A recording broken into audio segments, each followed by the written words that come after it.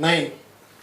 నిన్నటికి పార్ట్ 7 అయిపోయింది, ఈరోజు 8 అయిపోయింది. ఇప్పుడు పార్ట్ 9. అవకాశం ఉన్న వాళ్ళు యూట్యూబ్లో అప్లోడ్ చేసిన ఒకసారి వినండి. బాగా అర్థమైంది ప్రేమ గురించి మీకు. ఇప్పటివరకు ఎవరు చెప్పని విషయాలు నేను చెప్పడం అనేది జరిగింది. Second youth Bible research seminar. సరే, భార్య భర్తను ప్రేమించమన్నారు, భార్య భర్తకు లోబడి ఉండమన్నారు. మరి భార్య ఏం చేసినా ప్రేమిస్తానే ఉండాలండి. రెండో రోజు చెప్పాను మీకు, ప్రేమలో రెండో ముఖం, అగాపేలో 2 ముఖాలు ఉన్నాయి. ప్రేమకు 4 ముఖాలు ఉంటే అగాపేకి మాత్రం 2 ముఖాలు ఉన్నాయి. ఒకటి ప్రేమించడం, రెండోది గద్దించడం. ప్రేమించడం, గద్దించడం. ఇప్పుడు 9వ భాగంలో మనం గద్దింపు ప్రేమ అవుతుందా? ఈనాటి లోకంలో ఎరోస్ అనే ప్రేమ లోకంలో ఉన్న అందరి పట్ల సమాజం చూపిస్తుంది. ఒక అబ్బాయి ఒక అమ్మాయిని చూస్తే ఏ ఉద్దేశంతో చూస్తున్నాడు అంటే, ఒక అమ్మాయి అబ్బాయిని చూసినా, అబ్బాయి అమ్మాయిని చూసినా అగాపే ప్రేమలో చోట్ల, ఫిలియో ప్రేమలో చోట్ల, స్టోర్జీ ప్రేమలో చోట్ల. అంటే అర్థం ఏంటంటే, దేవునికి దేవుని పిల్లల మధ్యన ప్రేమలో చూడట్లేదు, స్నేహితుల మధ్యన ప్రేమతో చూడట్లేదు, కుటుంబ సభ్యుల మధ్యన ప్రేమతో చూడలేదు, ఒకే ప్రేమతో చూస్తున్నారంటే ఏంటంటే ఎరోస్, లైంగిక ఆకర్షణ కోసమే చూపు అనేది జరుగుతుంది. ఇది మన యొక్క సహజ లక్షణం కాదు. మనకున్న సహజ లక్షణాన్ని మనం పోగొట్టుకోకూడదు. లోకంలో అందరి పట్ల చూపవలసిన ప్రేమ అగాపే చూపించవచ్చు, ఫిలియో చూపించవచ్చు, స్టోర్జీ చూపించవచ్చు. కానీ ఎరోస్ మాత్రం ఎట్టి పరిస్థితుల్లో మనం చూపించకూడదు. ఇది కేవలం భార్యాభర్తల మధ్యనే ఉండాలి. కొంచెం శ్రద్ధగా వినండి. నీ చూపు పరిశుద్ధత కోల్పోతే నీ తలంపులు పరిశుద్ధత కోల్పోతాయి. అర్థమైంది నేను చెప్పింది మీకు. కొంతమంది బైబిల్లో వ్యక్తులు కుటుంబ సభ్యుల మధ్య ఈ లైంగిక సంబంధాన్ని ఆశపడి ఎలా నాశనం అయిపోయారో చెప్తాం మీకు, ఓకేనా? నీ చూపు పరిశుద్ధత కోల్పోతే నీ తలంపులు పరిశుద్ధత కోల్పోతాయి. నీ తలంపు పరిశుద్ధత కోల్పోతే నీ తలంతా కూడా, నీకు ఆలోచనలు మొత్తం కూడా పరిశుద్ధత కోల్పోవడం జరుగుతుంది. ఎప్పుడైతే ఆలోచనలో పరిశుద్ధత కోల్పోనియో క్రియలు కూడా పరిశుద్ధత కోల్పోతాయి. ఎప్పుడైతే క్రియలు పరిశుద్ధత కోల్పోనియో జీవితం మొత్తం పరిశుద్ధత కోల్పోతుంది. కేవలం ఎక్కడ మనం సిట్ రైట్ చేయాలంటే దీన్ని చూపు దగ్గర సిట్ రైట్ చేయాలి. ఒక ఆయన అమ్నోన్ గారు తెలుసుగా మీకు, దావీది గారి కొడుకు, ముద్దుల కొడుకే కదా, దావీది గారు ముద్దుల కొడుకు. ఈయన చూపులు ఇటువైపు వెళ్ళి చెల్లితో శయనించాలని కోరిక కలిగిందంట.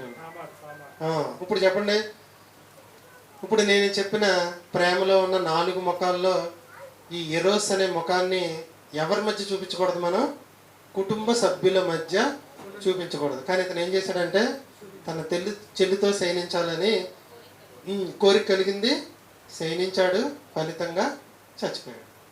ఎరోస్ అనే ప్రేమ, లైంగిక ప్రేమ అనేది కేవలం భార్యాభర్తల మధ్యనే ఉండాలి తప్పితే బయట వ్యక్తులతో సంసార ధర్మం అనేది దేవుని చట్టానికి చాలా విరుద్ధం, చాలా విరుద్ధం. సోదొమ గుమర్రాల్లో దేవుడు ఆ ప్రాంతాలని మొత్తాన్ని అగ్ని గంధకాలతో కాల్చేశాడు. మనం చెరుకు తోటని, చెరుకు అయిపోయిన తర్వాత చెరుకు చెత్తను కాల్చేస్తాం. ఎందుకంటే పురుగు పుట్ట ఎక్కడ ఏదున్నా సరే మొత్తం కాలిపోద్దని. అలాగే దేవుడు కూడా ఆ ప్రాంతాలని కాల్చేయడం అనేది జరిగింది. దేవుడికి అంత కోపం. సంసోను గారి చూపులు ఏమంటే, సంసోను గారి బలవంతుడే కదా, సింహాన్ని చీల్చాడు, నక్కలతో తోకలు కట్టి, ఇదంతా మీకు తెలుసు. అంత బలవంతుడు, అవసరమైతే పెళ్లి చేసుకోవచ్చు కదా. చూపులు ఎటెల్ని, దలీలా అంటే ఎవరు? సంసార ఆవిడ. అతని చూపులు వేశ్య వైపుకి వెళ్ళినాయి. ఎప్పుడైతే చూపులు వేశ్య వైపుకి వెళ్ళినాయో ఆటోమేటిక్ ఏం మారిపోద్ది అంటే, తల పరిశుద్ధత కోల్పోద్ది, ఆలోచనలు పరిశుద్ధత కోల్పోద్ది, క్రియలు పరిశుద్ధత కోల్పోతాయి, జీవితం పరిశుద్ధత కోల్పోయింది. చివరికి అందరి జనాల ముందు, శత్రువుల ముందు 2 కళ్ళు పీకేశారు. అంత బలవంతుడి కళ్ళు కూడా పీకేయండి. కారణం ఏంటంటే, ఏ ప్రేమను ఎవరి దగ్గర ప్రదర్శించాలో తెలియకపోతే జరిగే నష్టం. ఈ అమ్నోను కానీ సంసోను కానీ ఎరోస్ లైంగిక ఆకర్షణకు సంబంధించిన ప్రేమని ఎక్కడ ప్రదర్శించారు? ఎక్కడ ప్రదర్శించకూడదో అక్కడ ప్రదర్శించారు. మనం కూడా అలా ప్రదర్శిస్తే మన పరిస్థితి కూడా అలాగే అయిపోద్ది. దేనా గారు మీకు తెలుసు, ఈవిడెవరు? దేనా దావీదు యొక్క కుమార్తె. కుమార్తెనా? ఎవరా చదువు? ఇజ్రాయేలీల్లో యాకోబు గారి బిడ్డల్లో ఒక బిడ్డ అనమాట దేనా. ఈవిడ చూపులు అమ్మాయి ఇంట్లోనే ఉండాలా, ఇతర దేశాల్లోకి వెళ్ళి దేశం ఎలా ఉందో చూద్దామని ప్రయాణం అయింది. ఇదంతా మీకు బైబిల్లో ఉంటుందండి. ఇతర దేశాల్లో అసలు చూద్దామని ప్రయాణం అయితే ఆ దేశంలో రాజు ఆవిడని ఒంటరిగా తీసుకెళ్ళి ఆమెతో శయనించడం అనేది జరిగింది. దోల తీరిపోయిందా? చూపులు ఎలా ఉండాలి? మన చూపులు పవిత్రంగా లేకపోతే, మన చూపులు పరిశుద్ధత కోల్పోతే, మన ఆలోచనలు పరిశుద్ధత కోల్పోతే, మన క్రియలు పరిశుద్ధత కోల్పోతే, మన జీవితమే పరిశుద్ధత కోల్పోవటం అనేది జరుగుతుంది. దానికోసం ఈ దేనా కోసం ఎంతమందిని చంపేశారు తమ్ముళ్ళు? నరవత జరిగిందండి. కారణం ఎక్కడ స్టార్ట్ అయింది? చూపు. కాబట్టి మన యొక్క ప్రేమ, 4 ముఖాలు కలిగిన ప్రేమను ఏ ముఖాన్ని ఎక్కడ ప్రదర్శించాలో తెలియకపోతే జరిగే నష్టాలు. మరి యోసేపు గారి చూపులు ఉన్నాయండి, ఎక్కడ కూడా జంకల. ఏ ప్రేమను ఎక్కడ చూపించాలో అక్కడే చూపించాడు. తన లైంగిక ఆకర్షణకు సంబంధించిన ప్రేమను భార్య దగ్గరే చూపించాడు తప్పితే, ఈ రాణిగారు ఉంది కదా శయనించమని, ఆవిడ దగ్గర ఆ ప్రేమను చూపించాడు. మిగిలిన 3 ప్రేమలు చూపించాడా? మిగిలిన 3 ప్రేమలు చూపించడం అనేది జరిగింది. మరి నిన్న మీరు నేర్చుకున్న సామెతల గ్రంథం 3:12. సామెతల గ్రంథం 3:12. ఒక మనిషి చెడిపోతున్నప్పుడు దేవుడు గద్దించడం అనేది ప్రేమ అవుతుందా, పగ అవుతుందా? సామెతల గ్రంథం 3:13-12. జాగ్రత్తగా చదవండి. దేవుడు ఏం చెప్తున్నాడంటే, ఒక తండ్రి తనకిష్టమైన కుమారుణ్ణి గద్దించు రీతిగా, ఇష్టమైన కుమారుణ్ణి ఏం చేస్తాడంట? ఎందుకు గద్దిస్తారు? తప్పు చేస్తున్నప్పుడే గద్దిస్తారు. గద్దించు రీతిగా యెహోవా, అంటే దేవుడు ప్రేమించే ప్రతి ఒక్కళ్ళని ఏం చేస్తాడు? తప్పులోనికి వెళ్తున్నప్పుడు గద్దించడం. గద్దించడం అనేది ప్రేమించడమా కాదా? గద్దించడం అనేది ప్రేమే. పిల్లలు తప్పు చేస్తున్నప్పుడు తల్లిదండ్రులు కొట్టడం అనేది పగ కాదు, అది ప్రేమే. దేవుణ్ణి ప్రేమించే పిల్లల పట్ల చూపించే ప్రేమ ఇది. దారి తప్పుతున్నప్పుడు, ఎవరు దారి తప్పుతున్నప్పుడు? పిల్లలు దారి తప్పుతున్నప్పుడు దేవుడు శిక్షించడం అనేది ప్రేమే. గద్దింపు దేవుని పిల్లల మధ్య ఉంది, స్నేహితుల మధ్య ఉంటుందండి గద్దింపు. నిజంగా వాడిని ప్రేమిస్తే దారి తప్పుతున్నప్పుడు గద్దిస్తాం. కుటుంబ సభ్యుల మధ్య ఉంటుందా గద్దింపు? ఉంటుంది. దారి తప్పుతున్నప్పుడు భార్యాభర్తల మధ్య ఉంటుందా గద్దింపు? ఉంటుంది. మరి ఇందాట భాగంలోనండి ఏం చేసినా ప్రేమించమన్నారు కదండి అంటారు. దేవుడు మిమ్మల్ని ప్రేమించమన్నాడు అంటే అది ఒక ముఖం, ఇది ఒక ముఖం. ఈ ముఖం ఏంటి? తప్పు చేస్తున్నప్పుడు గద్దించాలి, అరవాలి, కోపం కూడా పడాలి, కానీ పాపం చేయకూడదు. ఓకేనా? పాపం చేయకూడదు. నా భర్త అంటే నాకు ఇష్టం అంటే తప్పు జరుగుతున్నప్పుడు గద్దించడమే నీ ఇష్టం. అది గద్దిస్తేనే నీకు ఇష్టమైనట్టు, గద్దించకపోతే అసలు నువ్వు ప్రేమించనట్టే. తప్పు చేస్తున్నప్పుడు గద్దించడం అనేది నిజమైన ప్రేమ. దేవుడు అది చూపించాడు. ఆదాము తప్పు చేసినప్పుడు గద్దించి బయటికి పంపించాడు. సకల జనులు తప్పు చేసినప్పుడు జలప్రలయం ద్వారా గద్దించాడు. సొదొమ గొమొర్రాలో వ్యభిచారం చేసినప్పుడు గద్దించాడు. ఇశ్రాయేలీయులు అందరూ ఎన్నో పాపాలు చేస్తే వాళ్ళందరినీ అరణ్యంలో గద్దించాడు, కానీ లొంగలేదు. లొంగకపోతే చంపేశాడు. ఎంత మొత్తం 4 లక్షల మంది చంపేశాడండి. దేవుడు 6 లక్షల కాలువలని చంపేశాడు 40 సంవత్సరాల్లో. దేవుడు ప్రేమమయుడే. ఎంతమందిని ఎందుకు చంపాడు? గద్దింపే ప్రేమ. గద్దింపుకి లొంగపోతే చంపాలి, చంపకపోతే వాళ్ళని బట్టి మిగిలినందరూ ఎలా తయారవుతారంటే అలాగే తయారవుతారు. కాబట్టి భార్యలు గద్దించాలి, పిల్లలను గద్దించాలి, పెద్దలైతే పిల్లలను గద్దించాలి. ఏమిటండి ఏమన్నంటే చచ్చిపోతారని అంటారా? ఏమన్నంటే చచ్చిపోతారేమోనండి. ఎందుకు చచ్చిపోతారండి? అందుకనే పిల్లలకంటే చిన్నప్పటి నుంచి నిచ్చిని పాము ఉండే ఆట ఒకటి తెలుసా మీకు? వైకుంఠపాలి. చిన్ననాటి నుంచి నేర్పించాలంట. ఈ వైకుంఠపాలి అనే ఆట ఊహ తెలిసిన దగ్గర నుంచి నేర్పించాలంట. అవసరమైతే మనమే కూర్చొని ఆడాలంట. ఎందుకంటారు? జీవితం దాని మీద ఆధారపడి ఉంటుందంట. ఉదాహరణకి నుచ్చినెక్కుతాడు, మళ్ళీ పాము కడుతుంది, మళ్ళీ నుచ్చినెక్కుతాడు, మళ్ళీ పాము కడుతుంది, మళ్ళీ అంటే జీవితంలో కూడా ఆటుపోట్లు ఉంటాయి. అంటే నాకు కొంచెం కష్టం వచ్చింది, పాము గరిచింది, కిందకి వచ్చాను, మళ్ళీ నేను నుచ్చినెక్కుతా తర్వాత అనే ఆలోచన వస్తుందంటండి. చచ్చిపోతామనే ఆలోచన చిన్నప్పటి నుంచి మనం వాళ్ళకి తీసుకురాకూడదు. ఏమన్నా అంటే చచ్చిపోతారు ఏమన్నా నేను గద్దించడం మానేసామనుకోండి, మనకి తలకాయ నొప్పి అయిపోతుంది తర్వాత.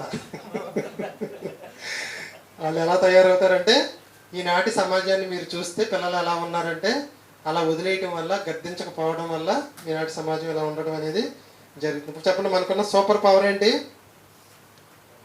గద్దించాలి. మనకున్న సూపర్ పవర్ గద్దించాలి. తప్పు జరుగుతున్నప్పుడు ఒకవేళ దేవుడు మనల్ని గద్దించినా కూడా ఒప్పుకోవాలి. 3:12 చూడండి, సామెతలు చదవండి మళ్ళీ. తండ్రి తనకిష్టుడైన కుమారుని గద్దించు రీతిగా యెహోవా తాను ప్రేమించిన వారిని గద్దించును. ఎవరిని గద్దిస్తాడు దేవుడు? ప్రేమించిన వాళ్ళని గద్దిస్తాడు. అందరినీ గద్దించడండి. ఎవరిని పడితే వాళ్ళని గద్దించడు. ప్రేమించిన, ఉదాహరణకి మన ఇంట్లో 2 పిల్లలు ఉన్నారు, కొట్టినా తిట్టినా అరిసినా వాళ్ళే చేస్తాం. కానీ వీధి చివరిలో ఉన్న పిల్లల్ని తీసుకొచ్చి మాట ఇంట్లేదని కొడతామా? ఊరుకుంటారు వాళ్ళు? ఊరుకోరా. యోబు గ్రంథం చూడండి 5:17. మీరు ఆల్రెడీ ఎగ్జామ్ రాశాడు. యోబు గ్రంథం 5:17 వచ్చింది. యోబు గ్రంథం 5:17 వచ్చింది. అబ్బా, దేవుడు గద్దించు మనుష్యుడు ధన్యుడు. ప్రేమలో రెండో ముఖం ఏంటి? గద్దింపు. కీర్తన గ్రంథం 141:5 చూడండి. కీర్తనల గ్రంథం 140 తీయాలండి, అందరూ తప్పదు. కీర్తన గ్రంథం 141:5 నీతిమంతుడు, అదేంటండి? నీతిమంతుడు నన్ను కొట్టుట నాకు ఉపకారము, వారు నన్ను గద్దించుట నాకు తైలాభిషేకము. అంటే గద్దింపుకి ఎవరైనా సరే లొంగాలి. దేవుడు గద్దించినా, మనకన్నా పెద్దవాళ్ళు గద్దించినా వాక్యానుసారం అయితే ఏం చేయాలి? మనం గద్దింపుకు లొంగాలి. దావీదు గారు గద్దింపు గురించి ఏమంటున్నాడు? మీరెవరు నన్ను గద్దించడానికి అంటలా, గద్దింపే నాకు ఉపకారము, గద్దింపే నాకు తైలాభిషేకము. సామెతల గ్రంథం 27:5 ఉంటుంది. లోపల ప్రేమించుట కంటే బహిరంగంగా గద్దించుట మేలు. మత్తయి సువార్త 18:15 ఉంటుంది. సహోదరుని తప్పు చేస్తే గద్దించుము. చూడండి ఒకసారి, మత్తయి సువార్త 18:15 చాలా బాగుంటుంది. చూడండి, చాలాసార్లు చదువుకున్నాం మనం ఇది. మత్తయి సువార్త 18:15 మత్తయి సువార్త 18:15 మరియు నీ సహోదరుడు అంటే ఇది ఏ ప్రేమ? ఫిలియో ప్రేమ. అగాపే అంటే ఫిలియో, స్టోర్జీ అంటే కుటుంబ సభ్యుల మధ్య ఉండే ప్రేమ. ఇది మామూలు సహోదరుడికి లెక్క వచ్చింది. చెప్పండి. స్నేహితుడు అనమాట. నీవు పోయి నీవును అతడును ఒంటరిగా ఉన్నప్పుడు అతనిని గద్దించుము. సరిపోద్దండి. అతనిని గద్దించుము అంటే గద్దించడం అనేది ప్రేమ. గద్దించడం అనేది ప్రేమ. మనం కూడా ఏమి నేర్చుకోవాలంటే, తప్పు జరుగుతున్నప్పుడు గద్దించడం నేర్చుకోవాలి. ఇది మన యొక్క సహజ లక్షణం. ఓకేనండి. గద్దించమన్నారు. చేనుకు పురుగు పట్టిందంటే ముందు కొట్టండి అని ఊరంతా చెప్పారు. ఏ మందు కొట్టాలో ఎవరు చెప్పలే. ఇప్పుడు వరకు నేను గద్దించండి అని చెప్పాను. దేంతో గద్దించాలి, ఎలా గద్దించాలి చూద్దాం. 2వ తిమోతి పత్రిక 4:2 తిమోతి గారు రాసిన, మీరు నెక్స్ట్ ఎగ్జామ్ వచ్చేది అదే. 2వ తిమోతి పత్రిక 4:2 చివరిలో చూడండి. వాక్యముతో గద్దింపుము. ఇప్పుడు భార్యాభర్తలు, స్నేహితులు, తల్లిదండ్రులు, పిల్లలు వీళ్ళందరూ దేంతో గద్దించాలి? ఇప్పుడు వాక్యంతో గద్దించడం అంటే, ఇదిగో దేవుని వాక్యం ఎలా చెప్తుంది, నువ్వు ఇలా చేస్తున్నావు, ఇది తప్పు, ఇది గద్దించటం. ఒకవేళ నువ్వు దేవునికి సమాధాన పడకపోతే, లోపడకపోతే దేవుడు నిన్ను శిక్షిస్తాడు అని గద్దించాలన్నమాట. నిన్ను ఎవరైనా ఒక్క మాట అన్నారంటే మీరేం చేయాలి? అది నాకు తైలాభిషేకం అని అనుకోవాలి. నేను తప్పు చేస్తున్నప్పుడు ఎవరైనా గద్దిస్తే అది నాకు తైలాభిషేకం అనుకోవాలి, కానీ ఆడవాడు నాకు చెప్పడానికి అని అనుకున్నాం అనుకోండి, అక్కడితో మనం అయిపోయినట్లే. ఎవ్వరు గద్దించినా వాక్యానుసారం అయితే, అది వాక్యానికి అనుసారం అయితే దానికి ఏమవడం, మనం సమాధాన పడాలి, లోబడాలి. అదే ప్రేమ. సామెతల గ్రంథం 3:12. తండ్రి తనకు ఇష్టుడైన కుమారుణ్ణి గద్దించే రీతిగా యెహోవా తనకిష్టుడైన కుమారుణ్ణి గద్దించును. ఇప్పుడు ప్రేమించేవాడు ఏం చేస్తాడండి? గద్దిస్తాడు. దేంతో గద్దిస్తాడండి? వాక్యంతో గద్దిస్తాడు. ప్రేమించేవాడుకున్న ఇంకో ముఖం. ఇప్పుడు ఎన్ని ముఖాలైనవి? 2 ముఖాలైనవి. 3వ ముఖం చూద్దాం. ఎఫ్సీలకు రాసిన పత్రిక 5వ అధ్యాయం 29వ వచనం. ఎఫ్సీలకు రాసిన పత్రిక 5వ అధ్యాయం 29వ వచనం. ఎఫ్సీలకు రాసిన పత్రిక 5వ అధ్యాయం 29వ వచనం. అంత కరెక్టే. ఎఫ్సీలకు రాసిన పత్రిక కరెక్టేనమ్మా. జాగ్రత్తగా వినండి. ప్రేమించేవాడు గద్దిస్తాడు. తర్వాత ముఖం 5వ అధ్యాయం 29వ వచనం. తన శరీరమును దేశించువాడు ఎవడునూ లేడు, కానీ ప్రతి వాడును పోషించి సంరక్షించుకొనును. ప్రేమించిన ప్రతివాడు ఏం చేస్తాడంటే, ఇప్పుడు భార్యను మనం ప్రేమిస్తున్నాం అనుకుందాం, భర్తను ప్రేమిస్తున్నాం అనుకుందాం, పిల్లల్ని ప్రేమిస్తున్నాం అనుకుందాం, ఏం చేస్తాం మనం? పోషించి సంరక్షిస్తాం. ఇది ప్రేమ. జనాలందరూ ప్రేమ అంటే ఒకదాన్నే తీసుకుంటున్నారు, ఏంటంటే ఎరోస్, లైంగిక ఆకర్షణ ప్రేమ. ఇంక మిగిలింది దేని గురించి అసలు ఆలోచించలేదు. అది ఒక భాగం మాత్రమే. 3-4 వంతులు ఒక వంతు మాత్రమే అది. ఇప్పుడు చెప్పండి. ప్రేమిస్తే గద్దిస్తాం, ప్రేమిస్తే చెప్పండి పోషించి సంరక్షిస్తాం. అన్నం పెట్టడమే కాదు, వాళ్ళ బాగోగులు కూడా చూసుకుంటాం అన్నది. మళ్ళీ చదవండి. పోషించి సంరక్షించి. అదే 30వ వచనం చూడండి. ఈ లక్షణం ఎక్కడి నుంచి వచ్చిందంటే 30వ వచనం. మనము క్రీస్తు శరీరమునకు అవలమై ఉన్నాము గనుక అలాగే క్రీస్తు కూడా. ఇప్పుడు క్రీస్తు కూడా దేన్ని ప్రేమించాడు? సంఘాన్ని ప్రేమించి పోషించి సంరక్షిస్తున్నాడు. పోషించడం అంటే మీరు ప్రతి ఆదివారం ఇక్కడికి వచ్చినప్పుడు నేను ఎవరో ఒకరు వాక్యం చెప్తాం కదా, అది ఆత్మకు పోషణ. సంరక్షించడం అంటే ఏమన్నా ఆయన ఎప్పుడు మా దగ్గర కూర్చోలేదని అంటారా?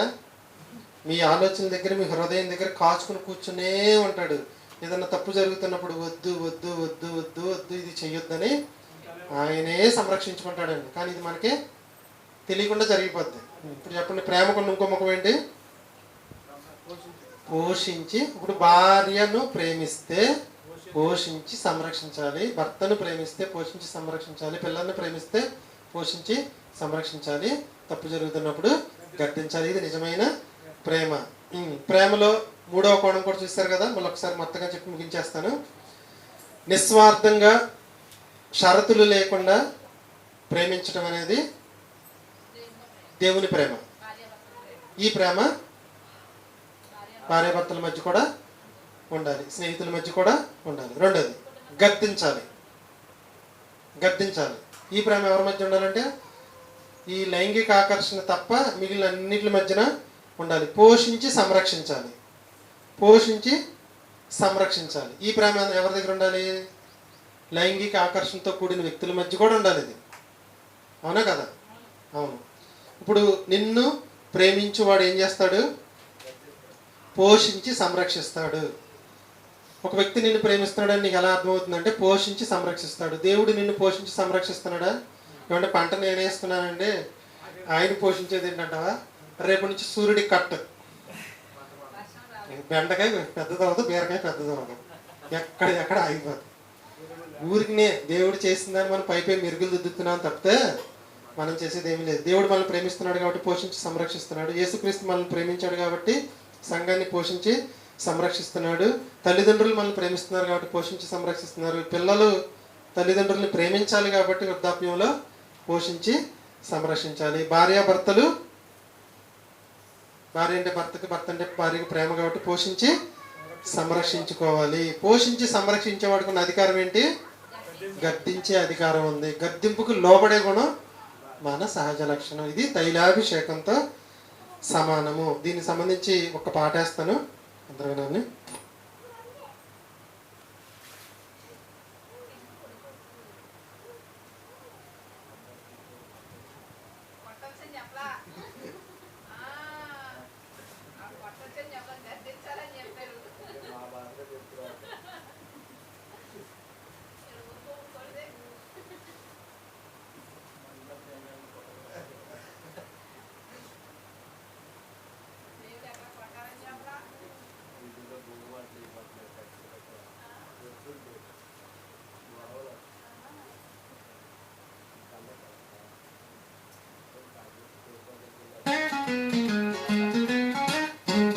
ప్రేమ అనేక పాపములను కప్పును గనుక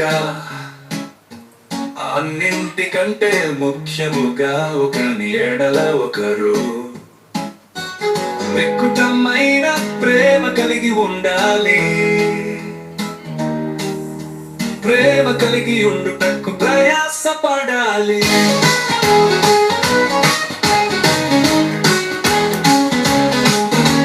ప్రేమను వృద్ధి చేయగోరువాడు తప్పిదములను దాచిపెట్టును. తన స్నేహితుల కొరకు తన ప్రాణమును పెట్టువాని కంటే ఎక్కువైన ప్రేమ గలవాడు లేడు. ప్రేమను వృద్ధి చేయగోరువాడు తప్పిదములను దాచిపెట్టును. తన స్నేహితుల కొరకు తన ప్రాణమును పెట్టువాని కంటే ఎక్కువైన ప్రేమ గలవాడు లేడు. ప్రేమ అనేక పాపములను కప్పును గనుక అన్నింటికంటే ముఖ్యముగా ఒకని ఎడల ఒకరు నిక్కుతమైన ప్రేమ కలిగి ఉండాలి. ప్రేమ కలిగి ఉండుటకు ప్రయాసపడాలి.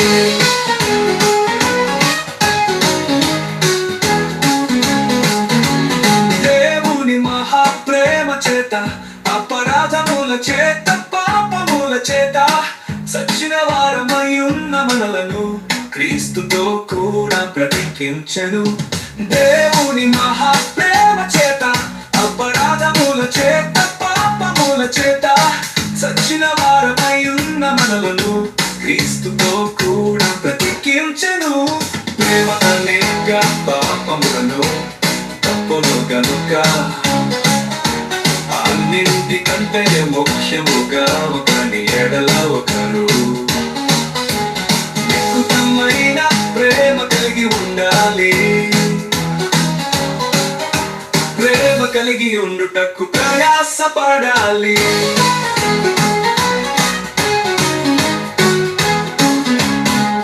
ప్రేమ అనేక పాపములను కప్పును గనుక అన్నింటికంటే ముఖ్యముగా ఒకని ఎడల ఒకరు నిక్కుటమైన ప్రేమ కలిగి ఉండాలి. ప్రేమ కలిగి ఉండుటకు ప్రయాసపడాలి.